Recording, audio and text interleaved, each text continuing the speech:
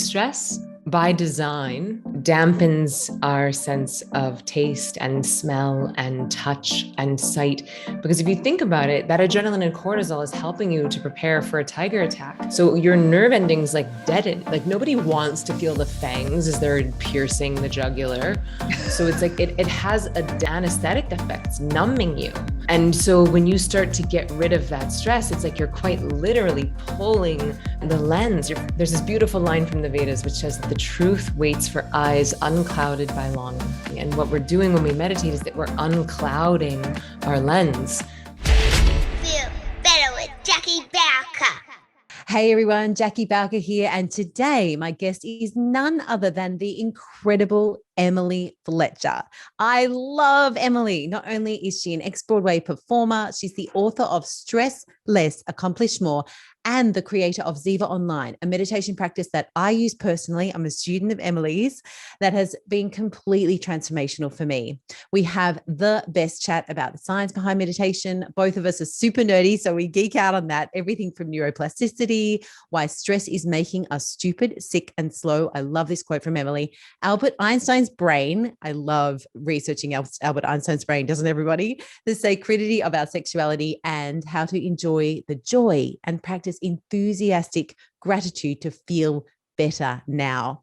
Emily is so fascinating, intelligent, warm, and so accomplished. Stay tuned to find out why. You will learn a lot from her, as I did. Enjoy.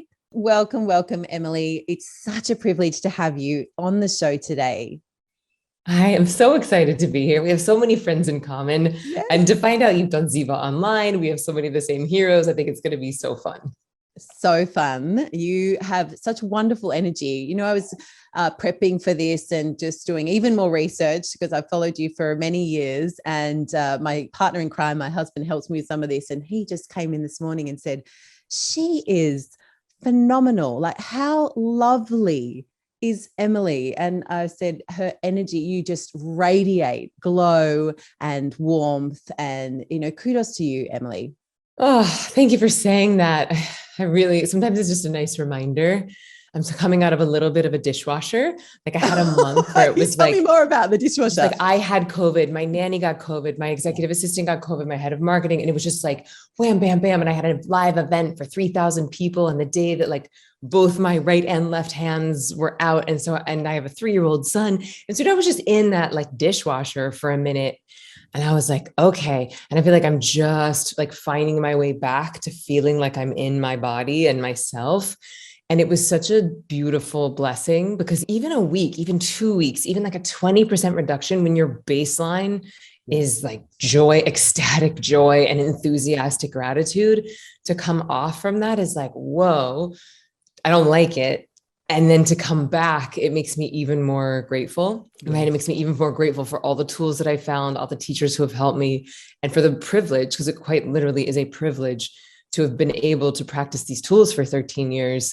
And so thank you for being a mirror, you know, because sometimes when you feel like a hot mess, you're like, oh, right, I am doing great. You certainly are an angel, and you have so many very special gifts that you share so generously beyond what you would ever realize. So I'm happy to reflect that back to you. I totally get COVID as well. It's been through our house as well. And I can reflect on what you just said. I hadn't known the analogy about the dishwasher. So I love that. We have certainly been in the hot mess dishwasher on high heat of the water. Sprayed from every angle. Yes. It's so interesting, isn't it, about that baseline? Because when you are unwell and operating at, I even do kinesiology muscle testing. So I was testing my husband yesterday and I could tell, you know, is he operating at 10%, 20%, 30%? And he was operating at 50%, and he's at day 7 of COVID. And so it was really interesting because that becomes, you feel like, oh, this is my new normal. I've forgotten how good it feels to feel good and to have that enthusiastic gratitude, which is where I'm at. And he's not at the moment. So I'm like, don't worry, honey, Don't worry. Yeah, it's coming. You can It's get there. coming. And it's such a delicate balance, and it requires such mastery to let yourself be where you are, Yes. right? If you're sick, just be sick. If Be you're sick. sad, just be sad. If you're angry, be angry. And then what I found is that the more you feel it and allow yourself to be in it, the faster you move through to the new now.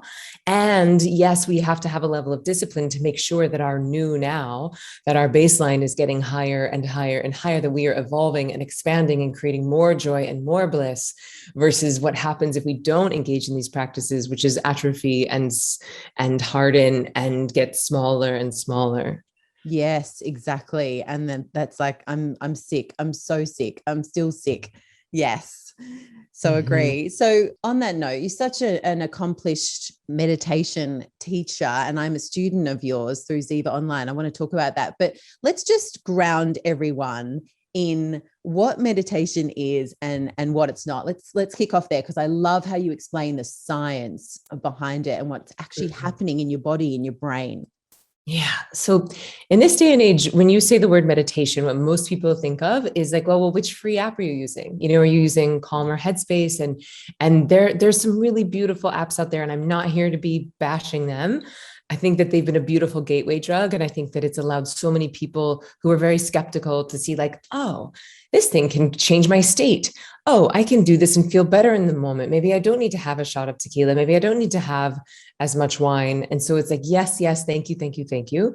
But the challenge that I face is that what I teach, it's not like what most of the apps are out there. Most of the apps and YouTube videos and drop-in studios are teaching what I would call mindfulness. Yes. Right. Now, mindfulness is the art of bringing your awareness into the present moment.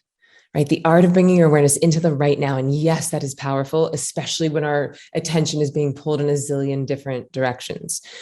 But the thing about mindfulness is that it's very good at healing your stress in the now, state change, versus Ziva. And Ziva is a trifecta of mindfulness. We use that as the appetizer. So mindfulness, meditation, and manifesting, the 3 M's.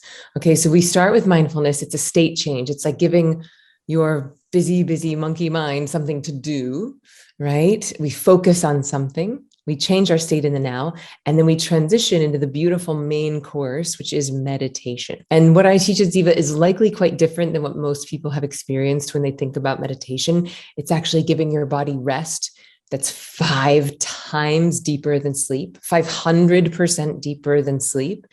And so when you're doing that, metabolic rate decreases, heart rate slows, body temperature cools. And so as you give your body this deep healing rest, yes, you're healing your stress from the now, but the magic happens because with Ziva, you're actually healing your stress from the past. Okay, you're de-exciting your nervous system. And when you de-excite something, you create order. When you create order in your body, then this lifetime of accumulated stresses that we all have in our cellular memory can start to come up and out. And so the less stress we have in our body, the better able we are to perform at the top of our game. And I would argue that we meditate to get good at life, not to get good at meditation. Yes. And so Ziva is all about meditation for getting good at life. So we start with the mindfulness, we move into the delicious nap-like, juicy main course of meditation. And then from that connected, blissed out, dopamine, serotonin out state, then we move into manifesting. And manifesting, I would define as consciously creating a life you love. It's you getting intentional about what you want. And, you know, you and I both love Abraham Hicks, and they do an amazing job of talking about getting into that state, getting into the vortex, getting into that space of enthusiastic gratitude. And that is all amazing. And it is important, necessary, waking state work. But they also say you're going to really help yourself in the manifesting, if you meditate first. Because the meditation, it's like a record scratch for the brain, right? If you for decades have been running a script of I suck, I'm going to die alone with cats eating my face. I'm late. I don't have enough money. I don't have da, da, da, da, da. Yes. It's like, you gotta record scratch that story before your brain is going to even believe that you deserve your dreams. Yes. And so the meditation is like priming your brain and priming your body to plant the seeds of the manifestation. So this is the Ziva technique: mindfulness, meditation, and manifesting, the 3 M's. And what I found after teaching 40,000 people this technique is that the whole really is greater than the sum of its parts. And when you do all 3 together, it's so much easier to commit to the practice because you start to see a return on your time investment, right? For it's like 15 minutes invested, you get back hours in your day.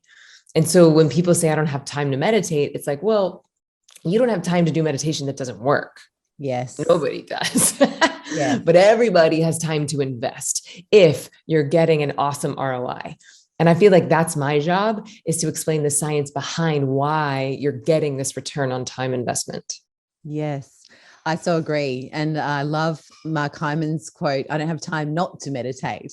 And Yes. I agree. And it's interesting, isn't it? As a student as one of your 40,000 students, Teacher's pet, really. Yay. I love being the teacher's pet. Me too.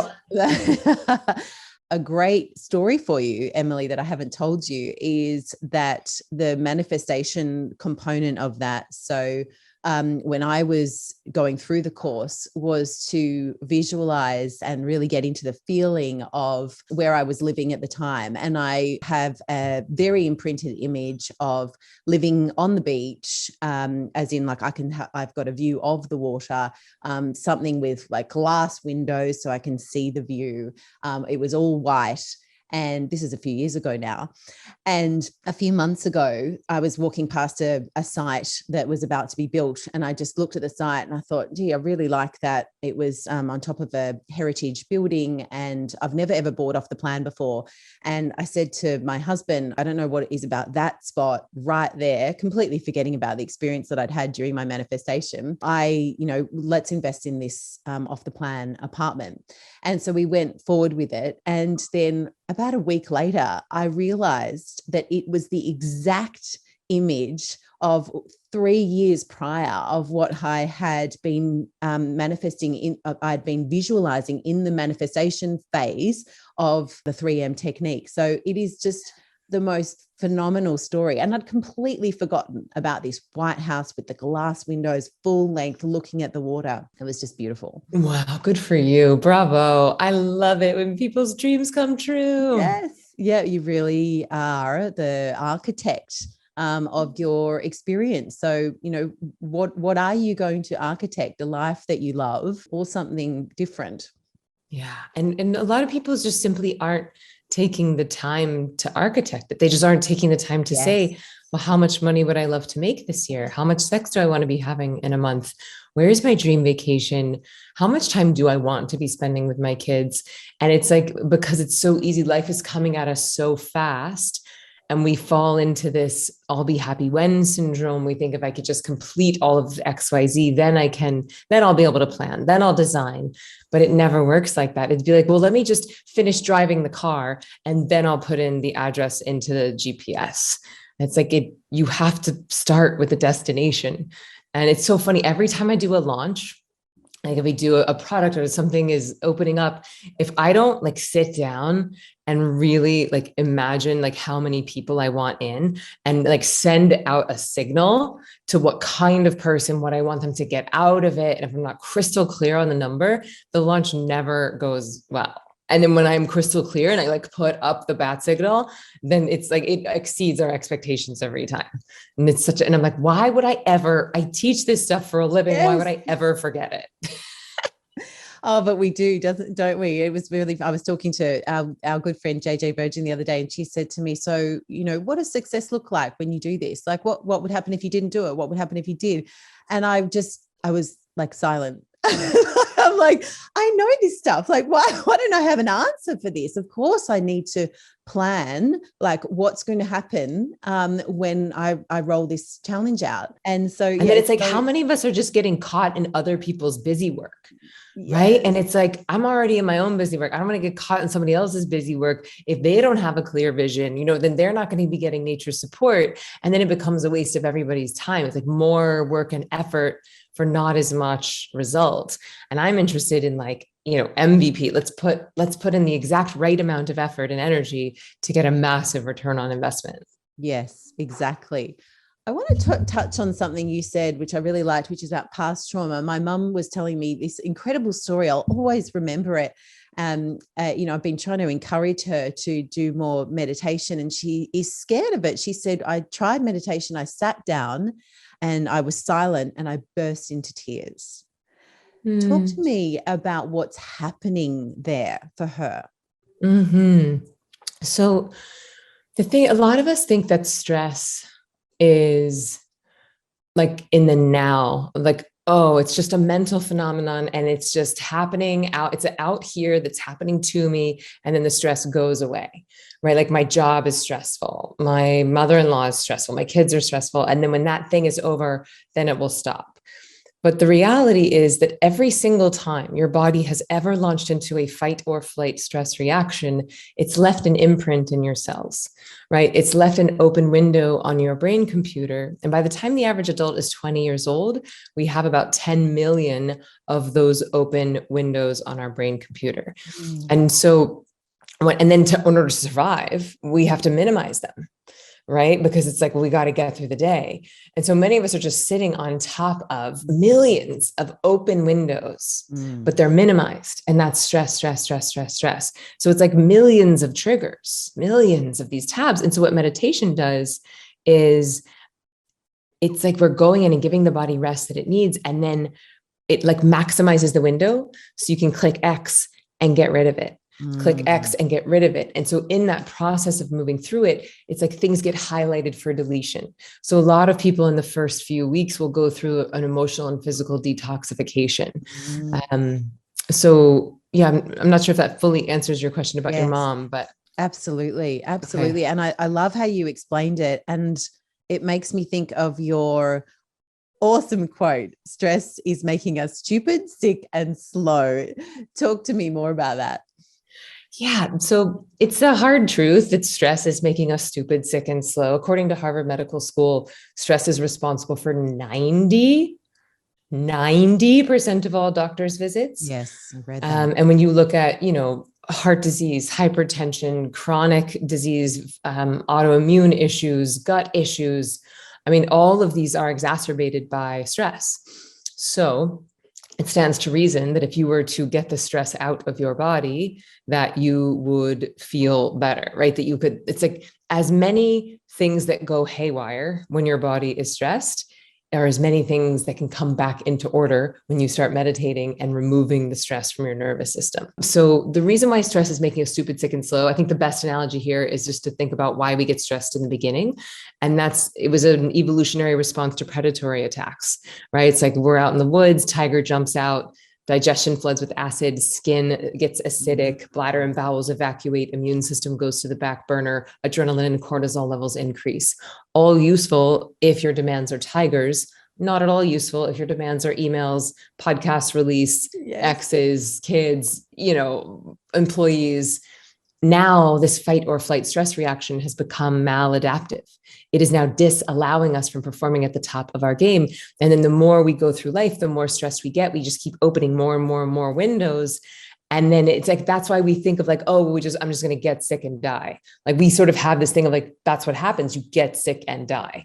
Versus like, what if we change that paradigm to we evolve, we get better, we get healthier, we get stronger, we go into higher and higher states of consciousness until the body becomes irrelevant. And we take it off like we would a beautiful suit. Versus what a lot of us are doing, just trashing this machine with shitty food and shitty thoughts and, abusing the nervous system. And then like, oh, I'm wondering why I'm getting cancer at 50. I'm wondering why I'm having, breakdowns at 45. Why am I addicted to 6 different types of pills in my 60s? And it's like, this doesn't have to be the way. If we can remove the root cause, if we can stop masking the symptoms and start healing the root cause, which is stress. Absolutely. And I think, I love what you said about acid and, the defense mechanism of our skin becoming more acidic, so we didn't taste good to predators. So talk to us about the link between meditation and I love Ziva is my meditation of choice, Ziva Online. So the mindfulness meditation and manifestation, the link between that and longevity. Yeah. So when you start removing that stress in your body, a whole host of things happen. Like one, you quite literally change your brain chemistries. You're getting rid of that adrenaline and cortisol. You're flooding your brain with dopamine and serotonin. You're changing your alkalinity. You're changing so the acidity leads to inflammation, and inflammation is the cause of most chronic diseases. But one thing that a lot of people don't realize is that this thing can actually like change your death date. It can actually reverse your chronological age. No, sorry, not your chronological age is how many candles you have on your birthday cake. Yeah. Your biological age is how old your body is. Yes. And so this style of meditation has been scientifically proven to reverse your body age somewhere between 8 to 15 years. Wow. Yeah. So, and the way they're looking at that is skin elasticity, brain elasticity, memory, sleep. I forget the word, but some word that how fast you can fall asleep, sleep latency. So there's a lot of different markers that go into that. But imagine reversing your body age between 8 to 15 years. Yeah. Right. And so that's one side of this coin. But the other side of the coin is that stress, it weakens and shortens something called a telomere. And a telomere is the casing at the end of your DNA strand. So if you think about a telomere like the plastic casing at the end of your shoelace, it's like if that thing gets frayed, then the shoelace starts to unravel. And the same is true with our telomeres and our DNA. If stress is shortening and weakening that casing at the end of our DNA strand, if that starts to unravel, then our DNA starts to fray and unravel. And that can affect our body age and ultimately our death date. So the converse of that is when we start meditating, we start removing the stress from our body, increasing our resilience, increasing our bliss. We strengthen and lengthen those telomeres. So it's like the DNA can stay vibrant and strong and intact for longer. So it's, I'm just creating some videos right now about like, hey, really quick, just do the math on how much money you've spent on facials, peels, Botox, fillers, peptides, collagen. I mean, from a lot of people, it's 50 to 100, sometimes $200,000. Wow. And again, we're then just masking the symptoms. It's like the body is atrophying and aging and decaying because of the acidity and the stress. And we're trying as hard as we can to put that back together. And it's like, well, what if we were to heal it from the inside out? What if we were to reverse that inside in our DNA? Oh yeah. And you start glowing because you're meditating. Oh yeah. And you start becoming more joyous. Oh yeah. And you're having better sex. So it's like everything starts to radiate from the inside out. Yes. I absolutely love that. I love the analogy of anyone that's I've got a 10-year-old son, and I know your son's almost 4. And anyone that has an active boy, I think, can conjure up that image of the frayed shoelaces from brand new school shoes. It's very frustrating. So I want my shoelaces to be pristine, and I want that plastic on the end of the shoelace to be nice and long. And, I think, just to nerd out, because I love how, you love nerding out too. I think if you think about the brain, what I love thinking about, Albert Einstein, when they did an autopsy on him, I don't know if you know this research, but they thought his brain would be heavier than other people's because he was so smart. And what they found was that the corpus callosum was actually thicker than the average person. I know that you're fascinated by the corpus callosum as well, and what happens with meditation. Talk to me more about that. Yeah. So I love that you've studied Albert Einstein's brain, first of all. And so of course I have, hasn't everyone? Yeah. The corpus callosum is the thin white strip that connects the right and left hemispheres of the brain. And we've known for a long time that meditators have thicker corpus callosums than non-meditators. And by the way, Albert Einstein, while he wasn't practicing traditional meditation, was very famous for taking 20-minute naps. Specifically, when he couldn't solve a problem, he would go and take a 20-minute nap, which, by the way, is not long enough to fall into a full sleep state. You're falling into that pre-hypnagogic state, which is the exact same brain state that you access during Ziva, which I proved last week. I had a guy come over and hook my brain up to an EEG machine, and I did 3 different types of meditation. I know. And he was like, oh, and I didn't tell him anything. And when I did finish Ziva, he was like, whoa, you were in a hypnagogic state that entire time. And so that's like basically where you are just before a nap. And so Einstein was basically like, oh, I know that if I shift my state, I'm accessing these other realms beyond my intellect, beyond my left brain, and then it would come back and solve the problem. So in so Wow. doing, he was likely creating his own style of meditation. And so now we know that the longer you meditate, the thicker your corpus callosum becomes. So we've sort of proven that it is causal and not correlated, that it's not just people with fat corpus callosums that want to meditate. It actually is the meditation that's making it thicker. And a lot of people are like, well, cool party trick, but why would I want a fat corpus callosum? And it's like, well, everyone should, because it is quite literally the bridge between your creative and critical mind. It is the bridge between your masculine and feminine. It is the bridge between the present moment and the past and future. And so our left brain is in charge of, critical problem solving, past and future. Left brain, math, navigation, language.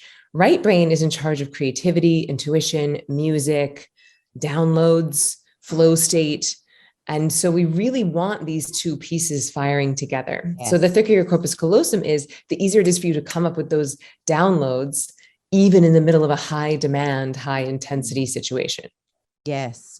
And I think you can train that, can't you? So it's just like a muscle. So talk to me about neuroplasticity. Mm-hmm. So neuroplasticity is simply the brain's ability to change itself. And we want that. Like, we want the brain to be quite plastic. I've even recently been reading about the brain where they say we want to think about the brain almost like a vapor, that it's like that malleable, that it's not even solid, that it's just like, and I was like, whoa, think about that. If your brain was a viscous vapor, yes. Even as a thought experiment, I think is cool, because we think of it as like, well, this is my brain and this is who I am. And we love the known, we humans, we love the known. Evidence. And so anything we can just touch and feel. But actually the brain is changing all the time. Every single time you learn something new, you're increasing your neuroplasticity. Every single time you light up new sections of your brain, you're increasing neuroplasticity. And so the beautiful part about meditation is that you start to get addicted to the dopamine and serotonin, just like you would any other drug. You drink coffee every day for 20 years, you're going to need more coffee to get the hit. You do cocaine every day for 20 years, you're going to need more and more cocaine to feel the impact. And the same is true. Well, it's not totally the same with meditation, because you don't need more and more of it, but your body starts producing more and more dopamine and serotonin, more of that internal bliss chemistry, so that you keep getting the hit. And so even without adding time to your practice, the benefits are in fact cumulative. And so it's like, over time, we want to be changing the brain. It's like, we want to be wiring those neuropeptides for gratitude. We want to be wiring those neuropeptides for our dreams. Joe Dispenza says, do you want your brain to be a record of your past or a map to your future? Yes. And that, everyone should just like write that on their mirror. Do you want your brain to be a record of your past or a map to your future? And that's what Ziva gives you the opportunity to do, is to like stop the incessant hate bullying that's going on inside of most people's brains.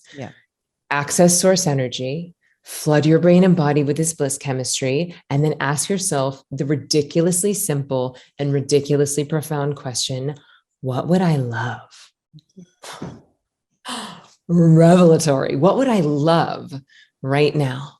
Love, it puts you into spirit. It puts you into possibility. Love, it puts you into the present moment. What would I love right now? So it's not what should I get, not what do I need, not what do I want, which is all lack, lack, lack. Not what did I want 20 years ago, not what does this person need from me. What would I love right now? You start to practice that, you're rewiring those neuropeptides, you're starting to increase your neuroplasticity, but you're not just changing the brain, because you know what, like heroin also changes your brain, but it's not increasing the brain's suppleness. It's not increasing the brain's ability to adapt and learn new things. Absolutely. I love what you've said about what would I love right now. This whole show, it's called Feel Better Now. Like, so what, how can I get into the feeling of feeling better? And I think we've got it the wrong way around. We think when I, like you talked about that concept of lack, when I get my dream job, when I get my dream partner, I'll be happy. It's like, well, if you can sit in the love and sit in what makes you feel good, those things will come. They're in your vortex. And Emily, I'll tell you something really fascinating, which is just why I do what I do. It's the last 3 months, we launched a quiz. It's probably the largest quiz globally that exists. It's the 10 question, how's your energy quiz, and it goes deep into what I specialize in, which is everything from the emotional side to the functional medicine side. And one of the questions is, so what we found from this, and nearly 10,000 people have been through this quiz now. 6 out of 10 people do not report having a positive outlook and being grateful daily. 6 out of 10 people are not doing that. And I mean, this is a problem. This is a big problem. These are people that are not experiencing love and joy and happiness, which is the way to get what you want. And these are people on your list in your world, which are already like pre-selected people who are interested in this. So if you were to do just like a cross section of the human population, my guess it's like 9.5 out of 10 people are not practicing gratitude. That's right. And we, it was 0.3% of, so all the 10 questions sum to put you in a category. The category that we want you to be in is always thriving. 0.3%. I can't even say 9 out of 10 because I have to say 9.7 out of 10 people are reporting that they are thriving. So, and I know that's, why you do what you do and why I do what I do, but, how can we change this epidemic? Well, I mean, when I started Ziva, my mission was to rebrand meditation as a performance tool. And I just thought, well, people aren't interested in and this is a different world, right? Like this was 10, 13 years ago. So it was like, I knew that I had to meet people where they were. And I knew that if I came out speaking of like higher states of consciousness and energetic clearing, like especially in New York City with my friends and family, like that just wasn't going to resonate. And so I spent a decade wrapping the very powerful medicine that is meditation inside of the candy coating of like, hey, it's going to make you more money and you're going to have better sex. And that's true. Like, that's true. You change your state of consciousness, you're going to be more productive. Your pleasure, your ability to feel pleasure will change. Your level of magnetism and attraction will change. And so I did that for about a decade. And it's an interesting time because the world is changing so quickly. And on one hand, it feels like, well, the whole world has sort of faced a near-death experience, whether or not your body was physically in danger, the level of fear and loneliness and separation and just talking about death and disease as much has been happening in the zeitgeist. It's like everyone has had a near-death experience. And what I find is that people go one of two directions when they face that. They either like turn their shit around, right? And are like, okay, like I just looked death in the face. And now I see every minute of every day that I have left in this body on this planet as a precious gift. And I want to maximize it. And I want to do everything I can to optimize my health and my feeling. Or it becomes like another layer of trauma on top of a lifetime of trauma. And it gets easier, it gets harder to crawl out of. So I think I don't know if you've heard of this, but people talk about the K-shaped economic recovery that's happening, meaning that like rich are getting richer and poor are getting poorer. So certainly that's happening economically, but I heard a theory that that's also happening spiritually. So people who have been doing meditation and mindfulness and therapy and clearing and tapping and energy work, that like they're having these like quantum leaps into God consciousness and these massive awakenings. And then people who have not been doing therapy, not meditating, not exercising, just drinking and eating cookies and binging on Netflix and watching the news, it's like the suicide rates are out of control. Depression rates are out of control. Anxiety is out of control.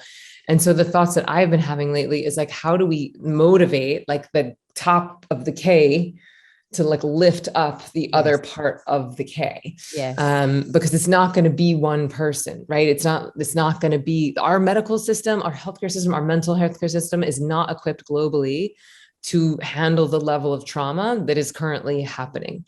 I think the whole planet has experienced some level of trauma over the past few years. And they say that 1 in 4 people who experience trauma will have PTSD symptoms. We don't have any infrastructure in place that could come even close to handling a fourth of the human population dealing with PTSD. And so the ways that I'm thinking is like, how do we mobilize the people who are waking up and the people who are like on this path and that want to help? How do we really equip them to lift up their communities. I completely agree. And, we're all in this together. So we have to use, our very special gifts and, we to get into that, spirit of of contributing to the community in the way that we can. Yeah, I completely agree. I think, Emily, you're so accomplished and, I don't know, people know this about you, but you were an ex-Broadway dancer and seemingly same story as I did. I thought I had the perfect job, the perfect life, the perfect husband, but I wasn't happy. And, if you look at your story, it's a similar thing. You had amazing, like you were on Broadway, like how you can't even top that. Tell me about how that felt to sit in a place where you realized that you weren't happy, even though on the outside you had everything. Well, it happened really soon. It was 3 weeks after my Broadway debut. It was the saddest I had ever been. And I had been deep in the I'll be happy when syndrome. Really since fourth grade, I started studying voice and dance and acting at 8 years old, and then did it all day, every day until I graduated from college, and then moved to New York and got really lucky. I got my first show, like my second day there. And so, but 3 weeks after my first Broadway show, it was like, oh, the thing I thought was going to make me happy, like here I was, I got it. And then I was miserable because I realized at a pretty young age, I was more interested in the happiness of pursuit than I was the pursuit of happiness. And so it was like, I forgot to set another goal. So I just thought next show, next boyfriend, next zero in the bank account. And I did that for a decade. And then it wasn't until my last show where I had a really intense job, and the stress and anxiety led to like insomnia and going gray and getting sick and injured. And then I found this practice, and it really changed everything. It cured my insomnia on the first day. I stopped going gray. I didn't get injured. I didn't get sick for 8.5 years. And so I was like, why is everyone not doing this? Yes. Left Broadway, went to India, and then started a 3-year training process to teach this. And to be honest, like when I first went to India, I just thought I was going to deepen my own practice. When I first started teaching, I thought it'd be a cute side job, like when I wasn't, was in between shows.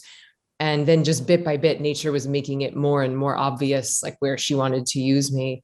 And it was like the deeper I committed, the more of nature's support I got. And so it's been a really exciting ride. That is the most beautiful journey, isn't it? And, I know we're both Abraham Hicks lovers, and she taught me that it's the journey. Enjoy the journey. It's not about the destination. Feel into the journey. And when I first found you through Mark Hyman and did Ziva online, it was really a way to make me, I think it was to make me more productive. I think I was fascinated by your research around improving productivity.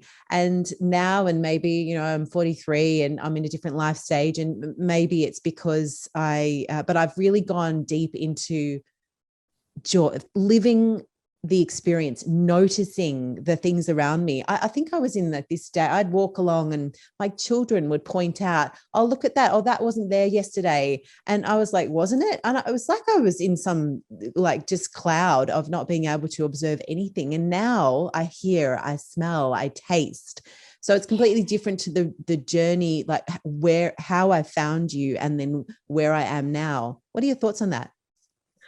Well, it's interesting because stress by design dampens our sense of taste and smell and touch and sight. Because if you think about it, that adrenaline and cortisol is helping you to prepare for a tiger attack.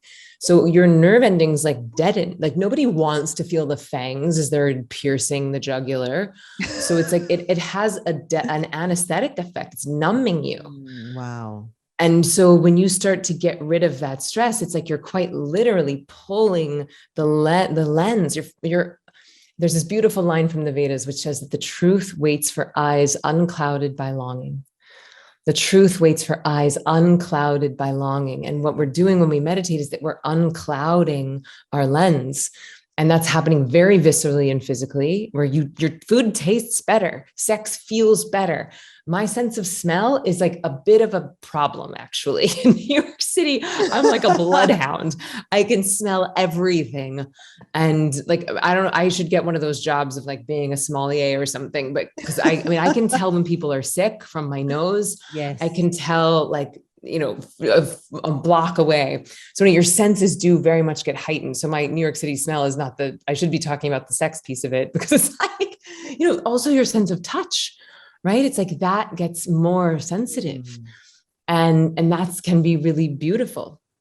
So yeah. And my son is the same. Like he's 3 and we rode the bus to school last week, and he was like, you can do so many things on this bus. You can stand up, you can sit down, you can look out the window. It's going so fast. And I was like, yeah. And it reminded me of Abraham Hicks, who's like, how many times today can you feel satisfied? And like, he's in such a state of wonder. He's so satisfied by what is. He is constantly giving thanks for what is. And if you can genuinely and authentically get yourself into that state of enthusiastic gratitude for what is, which the meditation helps with extraordinarily, because you're getting out of fight or flight and your baseline level is dopamine and serotonin, then it's just a few clicks away into enthusiastic gratitude for what's on the way. And so I think a lot of people are trying to put the vision board on top of the I suck, I suck, I suck narrative. And then it's like, we don't believe that we deserve our dreams. And then it creates even more dissonance. And so it's like, step 1, we have to feel good now, right? Yes. We have to get into the state right now and then plant the seeds for the desires. Oh, I love it. And our children, I'm so passionate about our children. They can teach us so much. I love watching my 7-year-old daughter, Coco, and, if she's doing a drawing and she's so in the moment, the colors that she's choosing, there might be 5 blues, but she chooses a specific blue that's got the texture that she wants. It's not the crayon, it's not the Sharpie, it's the pencil for this, and something else for the tree and something else for the person. There's so much we can learn from our beautiful children that we've lost along the way. But if I was your daughter, what is one thing that would be really important for you to teach me? How old are you? How old is this daughter? I'm 14. 14. Well, you okay talking about sexuality, sacred sexuality? Absolutely. Great. I think if I had a 14-year-old daughter, so side note, I've gotten sort of like a makeshift PhD in sacred sexuality in the past 1.5 to 2 years. Incredible. Just like a bunch of witches and wizards have come into my life in very beautiful ways. And I've gotten front row seats to massive transformations in some of the world's best Tantra teachers and pleasure teachers. And so it's really, at 42 years old, I feel like I'm just now learning things I wish that I had learned at 14. Yes. And I think that I would want every teenager to know, like, as they're discovering their own sexuality and as they're learning that with other people, that there's a whole world available that's not just in the physical. And there's a reason why everybody takes it so seriously. There's a reason why everybody's telling you not to do it. And there's a reason why it freaks so many people out. And yet no one's talking about the beautiful sacred side of it.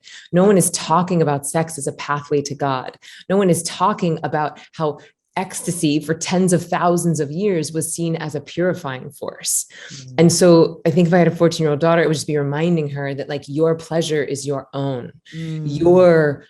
The things that make you feel good are in fact sacred. And I would teach her about slut shaming, and I would teach her about the double standards that exist in the world for people who identify as men and people who identify as women, and just everything and anything I could do to have her claim and continue to own her own pleasure and her own sacredness, and to continue to research what brings her joy and pleasure, and not to give that away to anyone else. That the giving away part sounds like I'm advocating for virginity, and I'm not. It's the not giving away of the power, right? It's that you actually, just like with bliss and fulfillment, just like with happiness, you're creating that internally. No one else can make you happy, right? And similarly, it's like, if you don't understand what brings you pleasure, it's going to be very hard for someone to teach that to someone else. And so I feel, as you can tell, I feel really passionately about this. And because I hate that like most people's education around sexuality is happening on YouPorn and Pornhub. And so it's like, wait, there's this whole other sacred playground. Let's start there. Yes. And then sure, if you want to watch porn later, great. But let's not let that be the introduction for most of the population. Yeah.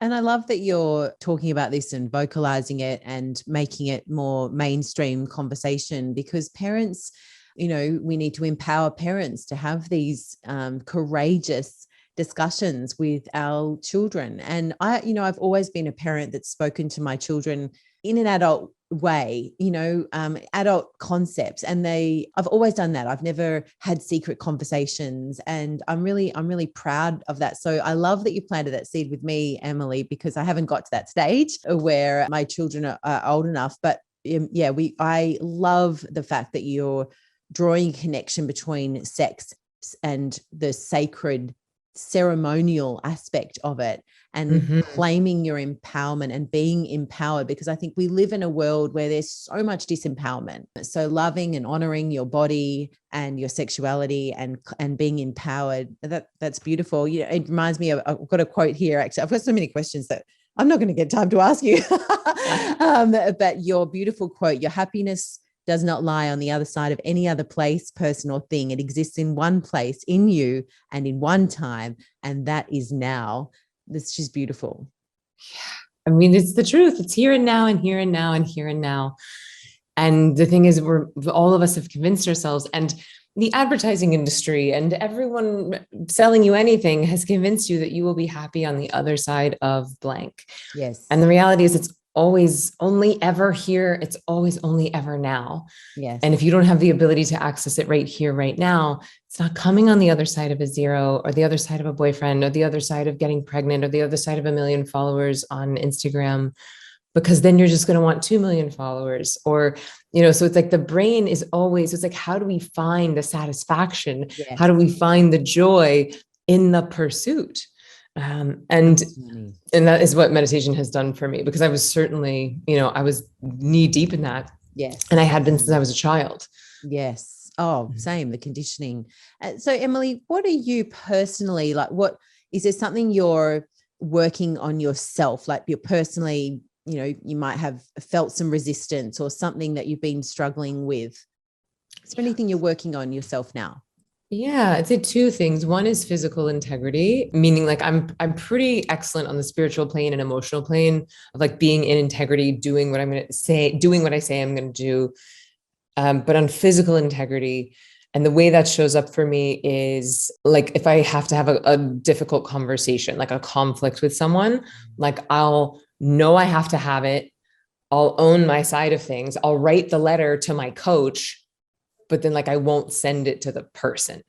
So like, and so I'm just working on that physical integrity piece, and I'm working on getting better at conflict, because like just from my old wounding and my old stuff, I get really like, it feels like I'm in like a life or death situation. It feels like full blown fight or flight, even if it's something as like, hey, can you put the toilet seat down? Like it could be really a non-issue. And I will sometimes spin that into an issue. And so like reminding myself that I'm safe, reminding myself, and this is my theme song, is that, conflict leads to greater intimacy. Conflict leads to greater intimacy. Yeah. And so I'm just reminding myself of that, and then using all the coaching and coaches. Yes. Oh, I love that so much. I don't think you'd be human if conflict didn't feel create resistance. And so I love that you've shared your tools and tips. I got so much out of that. 2 more questions for you. So Emily, tell me what is one tip you can share with me to feel better now? I mean, the obvious one is meditate, right? But that's like a no-brainer. Yes. And then there's like, I guess the one that would come in would be a simple one would be a a one song dance party. Oh, Right? I Of love like, it. Yeah. you know, like, and then you're just moving that joy through your cells. You could even hold the vision of what you're wanting to create. You know, if you did it after your meditation, even juicier. But it's a pretty foolproof way. You know, like if you really you put on your favorite Yes. and you really rock it out. My son the other night was asking he's like, can we do a dance party? And it was so fun. So fun. My daughter and I, our babysitter across the road, she was in a musical a couple of years ago where she was the lead and she sang Alicia Keys' This Girl Is on Fire. And so because of that, when she was over, we'd put it on, she'd play the piano and she'd sing. And so it's something really special that Coco and I do together. We just open Spotify, This Girl Is on Fire, and it's just a dance around the living room, singing at top of our lungs. And you're so right. It's an instant pick me up, isn't it? Yeah. I love I used it. to do it like in the beginning of the pandemic. And I would like do them on Instagram. Like I would go live and I would just do dance parties and people were just like, yes. It's like we just needed a hit of joy and connection. Yes. That is so good. I love it. The 1 minute dance party. Thank you for sharing that. Emily, what adventure are you embarking on next, my very accomplished friend? Yeah, so it's diving into this world of sacred sexuality and using your pleasure as a manifesting tool. You know, it's these concepts again are quite new to me, but there's this whole world. I'm developing this new thing called ecstatic prayer. So it's like where you're getting yourself into these high states of bliss and ecstasy, and then holding the vision of your dream from these states of bliss and ecstasy. And it involves all of these things. We're talking about movement, clearing, purging, meditation, manifestation, and then adding on top of it pleasure practices. So I actually this week am going to do my first 7-day like deep immersion where I'll be workshopping and sharing this curriculum that's been kind of swirling inside of me, but the first time I'll get to teach it live. And I'm really, really excited about it. Oh my goodness. That would be phenomenal. That's in person. Mm-hmm. Oh, so good. Is that in New York? Miami. And so half Miami, half Austin. Oh, so good. Oh, that would be amazing. Oh, wow. I can't wait to hear more about that. And Emily, you're so generous. We'll put the URL in the show notes, but if you go to ziva.com/podcast, you are gracious enough to host a free masterclass for everybody. So I can't wait for people to do that. But above all, anyone that's listening, I absolutely loved my experience with Ziva Online. You are an absolute angel for creating such a masterpiece, so strategic, so scientifically, so evidence-based, that is transformational. So I think everyone needs to do Ziva Online as well. Is there anything else that you want to? Yeah. So if people are just like, just let me in, I want to do the same thing. I would love to do the thing that Jackie did. I would just go to zivameditation.com/online if you want to enroll. So it's about 15 minutes a day for 15 days. And then, like you said, we're gifting everyone this beautiful masterclass. It's 3 ways to reduce your stress, overcome your anxiety, and improve your sleep. And that is at zivameditation.com/podcast. I get that. I think I got the URL right. So I think you said ziva.com. So just letting people know that'll play like a fitness company, a fitness equipment company. So zivameditation.com/online or /podcast. Perfect. Yeah. Great. You are an absolute gem. I have just so thoroughly enjoyed our conversation. I could chat to you for hours. You're such a special, special spirit in this human existence. Thank you so much for coming on the show today. Oh my gosh. Thank you for having me. Thank you for being such a beautiful mirror. Bravo on all the lives that you have changed. And it's really a pleasure to meet you. Keep reaching to feel better because the world needs you to feel good so you can share that very special gift that only you have. And if you want more, check out my next video here.